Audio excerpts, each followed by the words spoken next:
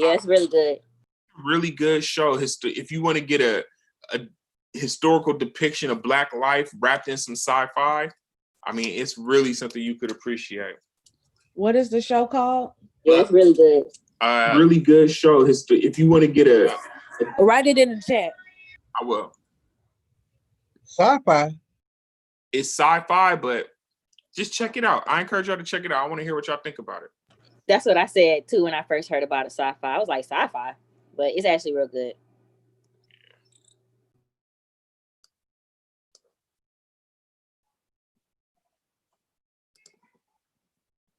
Okay.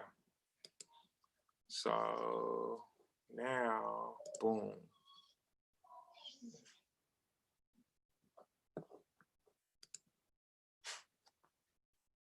All right, so again, let's look through this timeline one more time.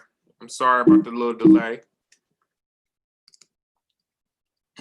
So again, Garrison starts the Liberator. New England Anti-Slavery Society forms in Boston. Abolitionists establish the American Anti-Slavery Society. Congress places a gag rule, which allows U.S. Congress to ignore anti-slavery petitions. You have the Colored American publishes Lewis Woodson's Blueprint for Progress. A Philadelphia mob destroys abolitionist Pennsylvania Hall. Anti-slavery groups organized the Liberty Party in 1839. White abolitionist James Birney runs for president. We talked about those Seminole Wars already, but the Second Seminole War erupted in 1842. 1843, Martin Delany begins publishing The Mystery. In the second presidential campaign, Birney gets 60,000 votes, showing that support for the abolitionist cause is growing. 1845, the United States annexes Texas as a result of the Treaty of Guadalupe Hidalgo. Oh, I'm sorry. No. I got ahead of myself. United States annexes Texas. 1846, you have a war as a result of this theory called, or this idea called manifest destiny. All right. And we're going to talk about that as another advancement of the rhetoric behind white supremacy. Okay. Frederick Douglass, Martin Delany, and William Nell established the North Star. Mexico cedes a large expanse of territory to the United States as a result of the Treaty of Guadalupe Hidalgo. And then something interesting happens. 1848, gold is discovered in California. Right? This starts the westward gold rush that is going to change the political discourse in the country significantly. 1850, you have the so-called Compromise of 1850, in which the Congress admits California to the Union as a free state. What's wrong? Oh, but allows slavery in other parts of the Southwest, and outlaws the slave trade in DC, and also improves the Fugitive Slave Act. So what we get is compromises with racism normally advance institutional racism. I talked to you all about this idea of interest convergence. And interest convergence, this is from critical race theory, and the idea here holds is that in order for there to be what we often as African Americans consider to be progress, there has to be a convergence with the white power structure in place. And this is just simply a relationship between people in power and people who do not have power. So please, if you look into critical race theory, be familiar with that concept of interest convergence, because a lot of times what people mistake as African Americans making progress is really them negotiating for increased freedoms while making other sacrifices. We'll revisit that again as we get to contemporary issues. So let's talk about what's going on in white American culture at this time, because even though this is an African American history course, we have to put things in proper context, right? So you have the so-called Second Great Awakening, which is really starting to spread across the United States. It starts in New York in the 1800s, and it spreads north and south, and then it kind of evaporates in the 1840s.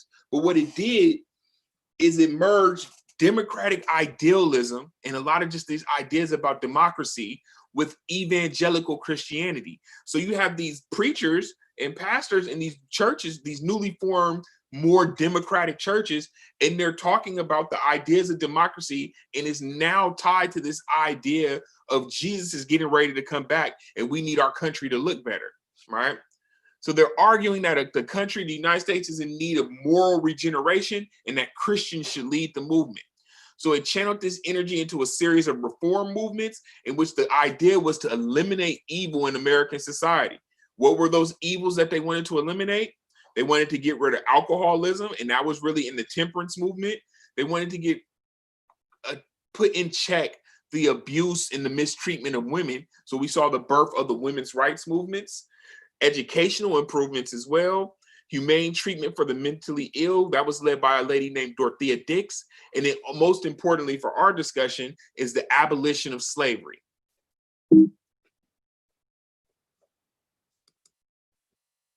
So let's talk women's rights. In this time, in the 1800s, women were considered so inferior to men that they were not allowed to obtain higher education, vote, or control their own property. One organization that really kicked off this movement was called Sisters. They started in 1838, started off as the abolitionist movement, but then they noticed that even within the abolitionist movement, women had subordinate statuses similar to the position of slaves. You have the so-called Seneca Falls Statement, 1848, which is a statement of women's mistreatment by men. Now, interestingly, these improvements are made possible by, and I talked to you about Andrew Jackson, perhaps one of the more virulent racists to ever sit in the White House. But nonetheless, the energy that came around his campaign and his time in office is that he was a common person. He was not so much the establishment. So imagine being a wealthy white woman, right, who has poor white men being given the right to vote ahead of her. So it started to question that whole social caste in the country. And it led to women saying, well, if they could vote, if they have the franchise, we should have the franchise too. And then even Black people started to question, you know, we should have the franchise too. It should be expanded to everyone if it's going to be expanded at all. So this was called Jacksonian democracy. And despite his intentions, it may have kind of spurred this idea that democracy or democratization should be expanded to all people in America. However, racism and white supremacy was still the rule of the day and the thread of American culture. So you also have the Industrial Revolution, which demonstrated that women could be equal to men and enter into occupations. Reform movements where women could crusade equally with men as well was more evidence that there was a desperate need for change in terms of women's rights. So again, the delegates to the first Women's Rights Convention at Seneca Falls, New York in 1848 were mostly veterans of other reform movements. One second, y'all.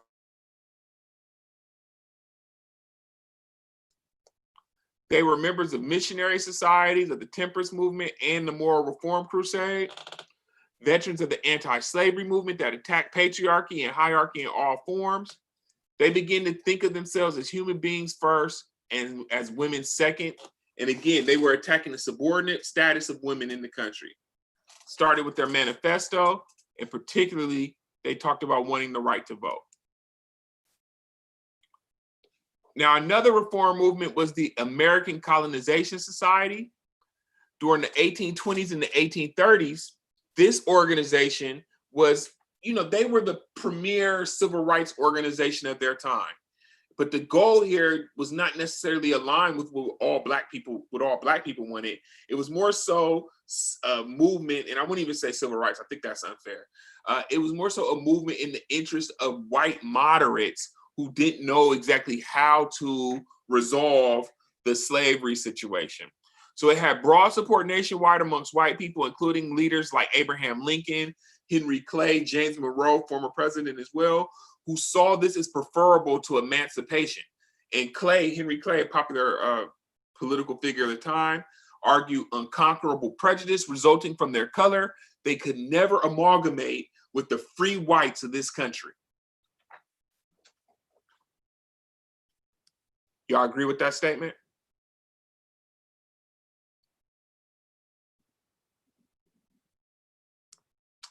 Guess that's a yes. All right. So back to the American Colonization Society. It was a lot of opposition to this group from Black people. Many did not see colonization as a viable or acceptable solution to the problems that they were facing right here in the United States. By 1810, most African Americans were beginning to, or I won't say most, but large amounts of African Americans questioned the justice of mass expatriation. 5 years after its founding, however, the American Colonization Society purchased land for a colony in West Africa and began transporting African Americans there. They named Liberia, that was the colony, and it would eventually become the destination for more than 12,000 African Americans. However, they faced increasing Black opposition and insurmountable logistical problems, and the ACS eventually collapsed. So, out of this Second Great Awakening, you have the growth of the so-called abolitionist movement. Two factors account for the radicalization of American abolitionists during the late 1820s and 1830s. And I want y'all to understand this. One is that there's a growing number of African Americans in slavery in the South, and you have growing agitation of Black abolitionists and signs of Black unrest in the South. You have to remember, when we talked about this earlier, Southerners were marketing slavery as something that was beneficial to all parties involved. So they're telling people, hey, look, our Black people are happy. You come and see them, they're out here dancing and singing. They prefer this to the heathen Africa where they were naked, they didn't know Jesus, and they were destitute. We brought them here and we saved them, and in return for us saving them, we let them work on these plantations. I promise you, that was the marketing campaign for slavery. That's how they were justifying it politically. So Black abolitionists were saying, I don't know what the hell they talking about, but that's not the case, right? So had it not had been for, remember we talked about those Black people who risked their lives and sacrificed themselves to fight back against the system of slavery. Had they had just accepted it laying down and never spoken up, it's unlikely that the system would have changed. The zeal of white abolitionists grew as a result of Black people speaking out and telling them this system is unjust and we want to fight back against it, even if that came at the risk of them losing their lives. And I say that to say, if you parallel that to the situation we face today, you cannot be quiet about injustice despite the risk it may pose to yourself if you care about the people in the future. If you only care about yourself in this current moment, then you might go ahead and side with the oppressors and let whatever happens happen. But it leaves a toll that's going to be paid in the future. And I think that was one thing that some of these African people understood in these time periods, is that despite them losing right then, that they were playing the long game. Now, also, the Second Great Awakening is growing, and there's a growing reform movement in the country. It's religiously inspired, and it's created an audience for abolitionists.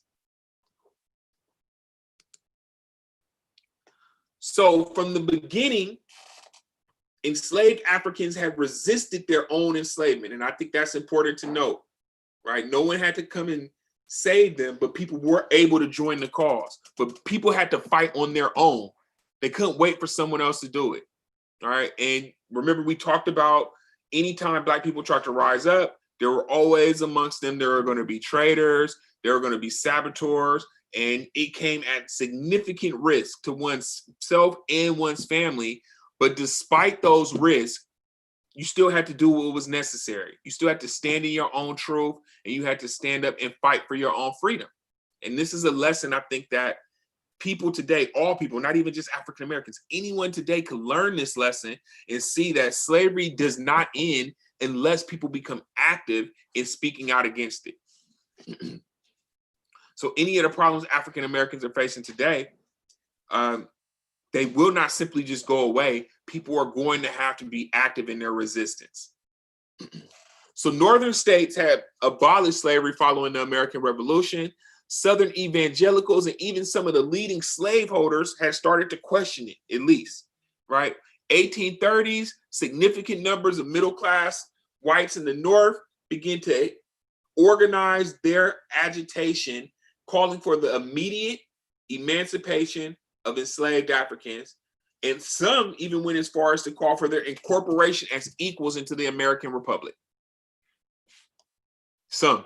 That wasn't a very popular call. So abolitionists differ from the early anti-slavery movements because they focused on promoting racial equality. They were divided, however, into two main camps. You had the gradualists like Theodore Weld, who favored a gradual erasure of slavery. This was as moderate as it was going to get. You know, he said, you know, I understand slavery is wrong, but we need to work it out over time. So he's like, let's set a date in the future that we work to, and then realistically we'll be able to get slavery out of the way.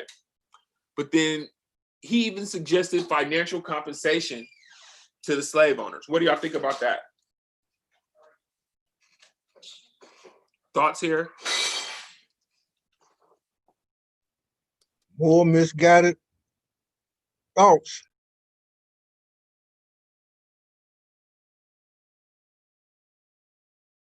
Anybody else?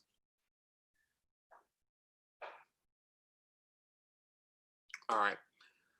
So you also had the militants like William Lloyd Garrison, who argued that no compromise with the evil of slavery was possible, demanded immediate emancipation without any compensation whatsoever, opposed the Constitution as a covenant with death and an agreement with hell.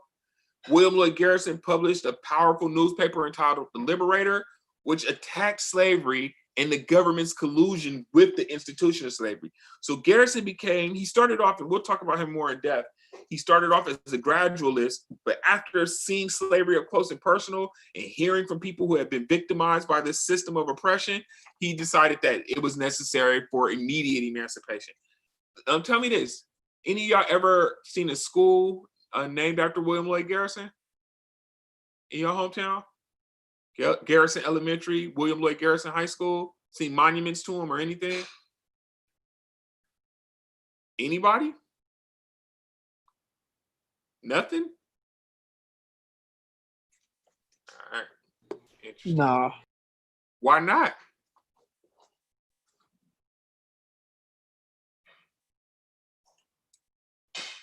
Why don't we have schools and monuments dedicated to abolitionist figures?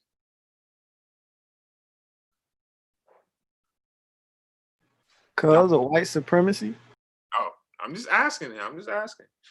All right. So one of the most effective things that abolitionists did is they organized the Underground Railroad. Now, this was an organized system of safe houses and individuals known as conductors who smuggled at least 2,000 enslaved Africans annually to the north, to Canada, and to freedom. Now, the abolitionists also began to barrage Congress with anti-slavery petitions, despite the gag rule, which was designed to prevent discussions on slavery. So they started to send so much mail and petitions to Congress to say, we want slavery ended, we want slavery ended. Every time they got enough signatures, that Congress passed a law saying any petition or any issue discussing slavery is automatically tabled. We don't even have to deal with it. This was because slavery had become a divisive political issue that politicians wanted to avoid, right? They didn't want to talk about it. So the abolitionists, this is we can learn a lot from these kind of single issue pressure groups like the abolitionist groups here in the 1830s, 1840s. They really organized a very effective movement to really push this issue of slavery from something that was seen as just a common American practice to pushing it to the political forefront and making it a line in the sand. You choose a side. Now, they also entered politics directly and established the Liberty Party. So here, you can see the free Black population more than doubled in 4 decades, but the number of enslaved Africans was 6 times greater than the free population in 1820, also more than doubled, dwarfing the growth of free Black communities. So you can see by 1860, you have almost 4 million African people enslaved. And you only have about 488,000 free Blacks.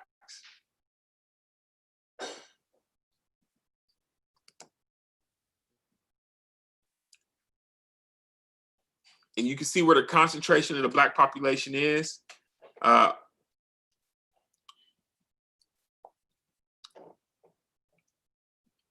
I'm sure y'all can read this map on your own, but take a look at that.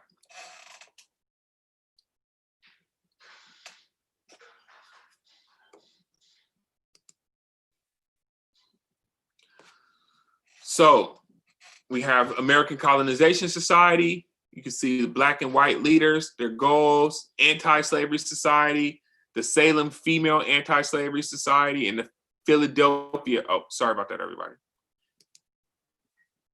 The Philadelphia Anti-Slavery Society of 1883. 1833, my apologies again. Philadelphia Free Produce, American and Foreign Anti-Slavery, the Liberty Party, 1840, and of course, the American Missionary Association.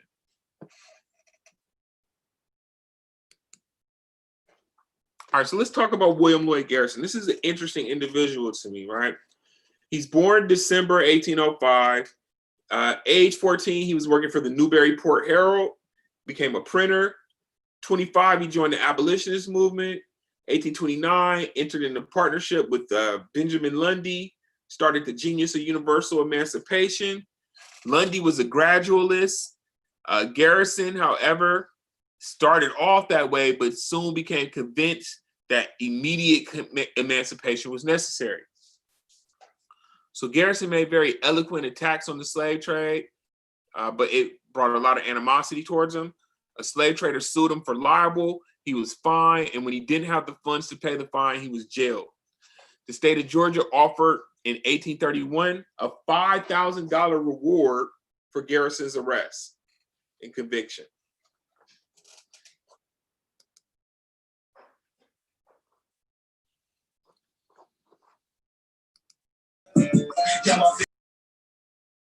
Thank you. All right, so after Garrison got released from prison, he entered into a partnership with Isaac Knapp, and that's when they would launch the Liberator, and this was probably his most effective work. This is an abolitionist newspaper, became one of the most influential periodicals in the United States at the time. In his newspaper and through his speeches, especially to the clergy, he applied for a practical application of Christian theology.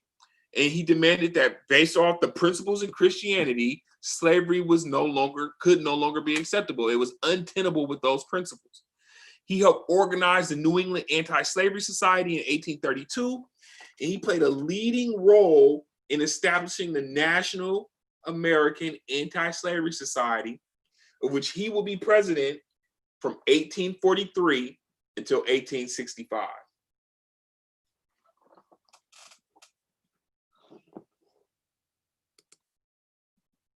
So let's talk about the Underground Railroad. Here you can see different routes that were being taken.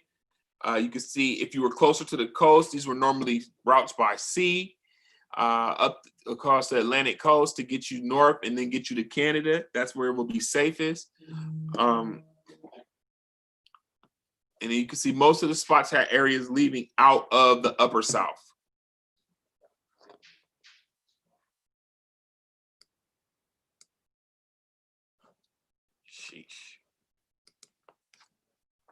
All right, so again, the Underground Railroad. This is not trains. Some people getting confused because of the popularity of the name. We're not talking trains here. What we're talking about is a very loosely organized system of safe houses that extended northward all the way to Canada. So basically in these safe houses, these would be places where you wouldn't be able to, if you were an escaped runaway slave, you could hide out. They would hide you, give you directions to the next location. Many Blacks and whites joined in such work. Among the more famous, Charles Torrey, a white Northerner who helped people escape from Virginia. John Rankin of Ohio, white man who sheltered enslaved Africans escaping from Kentucky. And the most prominent of the conductors, you all know her as Harriet Tubman, also known as Arminata Ross. She was a former slave who led bands of escapees northward from Maryland. Estimated 2,000 African Americans per year from the Upper South escaping, and that's what's documented. There were likely far more. Again, remember, the Southerners are telling everyone, There is nothing wrong with slavery. The slaves like it. Look, they're dancing, they're singing. They bring out a particular black person to come and justify it even. They say, look, there's nothing bad happening here. This black person actually will tell you how much he loves slavery. And that's just how it worked. That's still a trend in our communities to this day, that whenever there's oppression going on, they could always go and manipulate the community by bringing out people to justify that oppression. Nonetheless, this was a counter to that, the Underground Railroad. It allowed black people to directly escape. This was it was very risky. You put everything at risk by trying to run away, but what did they have to lose, right? Except a chance at freedom. I have a question. Yes, sir. Do you think Al Sharpton is one of them people that you talking about? No. Right? It's funny you ask, because I had a run-in with Al Sharpton years ago. We got in a really heated argument. I don't think he's a bad guy. I just think what I'm talking about is different from what Sharpton does, right? Now, I might disagree with Sharpton on a host of issues. In fact, I think me and him disagree on almost everything. But I don't think that if there was injustice going on, that you could bring Al Sharpton out and he would side with the injustice. Now, is he an opportunist trying to make money? I can't answer that question. That's something different, though, than a person who is purposefully brought out to help oppressors justify their actions. So what I'm saying is that, there could be a coal plant along the Mississippi River in so-called Cancer Alley that is polluting black communities, polluting the water, and then they will bring out a black doctor or a black person from somewhere who's clearly been bought or compromised to say, yes, there's nothing going on here. These people what's going on with this factory is perfectly fine. That's more so what I'm talking about, like an egregious disregarding of the facts, disregarding of the harm to human life. They will find those kind of people. You could have situations where a person is a known racist, and what happens is, in order to justify their credibility, because either they have a product or they're running for office or anything, they're trying to get access to the black community because they need black support. They're going to find black people to come and help them justify their activities and say, oh, that wasn't racist, or I know this person and he's not this, despite to kind of conflict with any of the evidence you might have seen. Like Kanye. I wouldn't say that about Kanye either. I don't Kanye. So see, we have to be careful here, right? Because just because I disagree with somebody doesn't mean necessarily that they are advocating for oppression or advocating on behalf of white supremacy. So we do need to be careful. However, at the same time, Look at his actions, though. you look at Kanye's actions. So tell me, what did Kanye do? Well, he would let people tell him that he could run for president, and he didn't have a chance, but it was employed by the Republican Party to split the vote. Yeah, and he said slavery was a choice. So is that him just being misguided, or is he trying to lead black people to encounter increased oppression? And I'm not saying he's doing either or. I'm just saying we have to critically analyze it, right? Because we have to, there are a lot of black Republicans who believe that the Democratic Party is the primary source of African-American oppression today. So we just have to be careful in how we analyze these things. So, and I don't really want to tell y'all who to trust and who to not, but I tell you the way you identify it. You look at the end results. Is what the person's promoting going to result in more oppression and increased disenfranchisement and problems for African-American people? Then they may be exactly what we're talking about. But it doesn't always look how y'all think. Like, y'all think it's always a person trying to advocate for black people to do something that might be more conservative. But sometimes it could be a person advocating for black people to purchase a certain product or to dismiss the transgressions of a particular politician or a particular company, right? So It just depends, man. You got to use critical analysis. Just know that one of the primary tactics of white supremacists has been to bring out people in Black people to justify their activity. They've used this time and time again. So that's what I leave y'all with. Critical analysis is always necessary. I can't even tell you, when, like, every person who's done it. You would have to look at every situation and say, I wonder, did they bring this person out for that purpose? Walk like a duck. There you go. That's what my grandma would say. All right. Nonetheless, the success of the Underground Railroad helped raise the issue and awareness in the North about slavery and push supporters of slavery into defensive measures that contributed to worsening relations between the North and the South. One of these measures, as a result of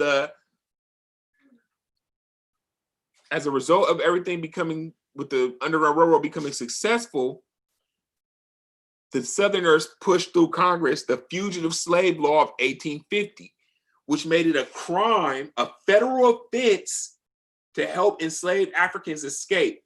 It made it easier for slave owners to reclaim their escapees, right?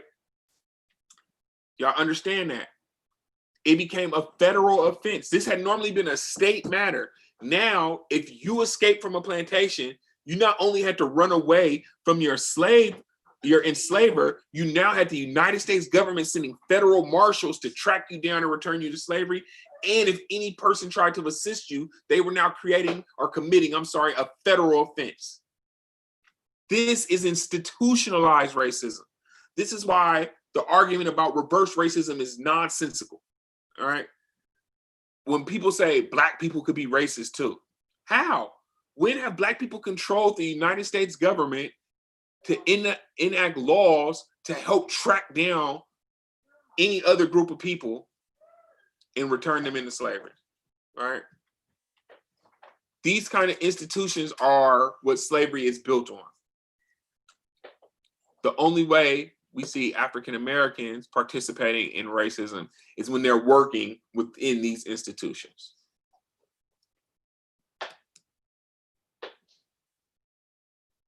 So here's a picture of the members of the American Anti-Slavery Society, and that's William Lloyd Garrison up there, top right, or that's y'all top left. I think that's Lucretia Mott. I used to be able to name it Lewis Tappan, Arthur Lewis Tappan.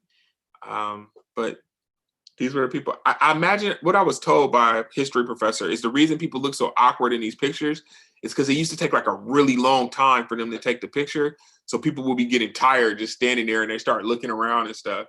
So it wasn't like today where y'all got your cell phones and you could just snap and boom. It was more difficult.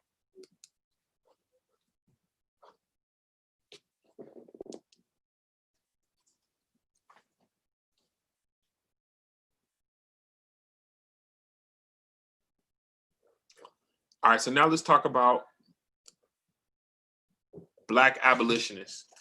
This is a hero in African American culture, Frederick Augustus Bailey. You know him more popularly as his chosen name, Frederick Douglass. He was born in 1817 in Talbot County, Maryland. He was the child of an enslaved woman, Harriet Bailey, and an unknown white man, likely a rapist. He was separated from his mother at an early age. At the age of 7 or 8, he was sent to Baltimore to the home of Hugh and Sophia Old. The Old family began to teach him how to read from the Bible, particularly the wife did, Sophia, until her husband learned of this and then prohibited any further instruction, right? When Douglass was 13, however, he had saved up enough money to purchase a book known as the Columbian Orator.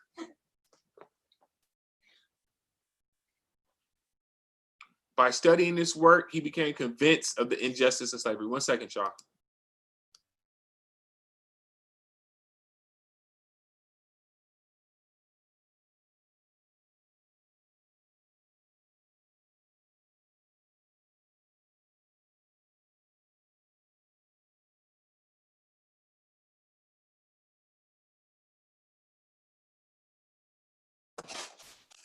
Yeah, so at the age of 13, He gets the Columbian Orator.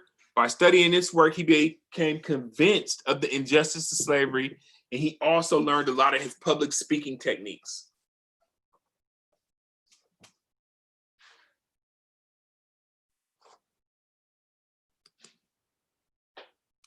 There's another image of Douglass.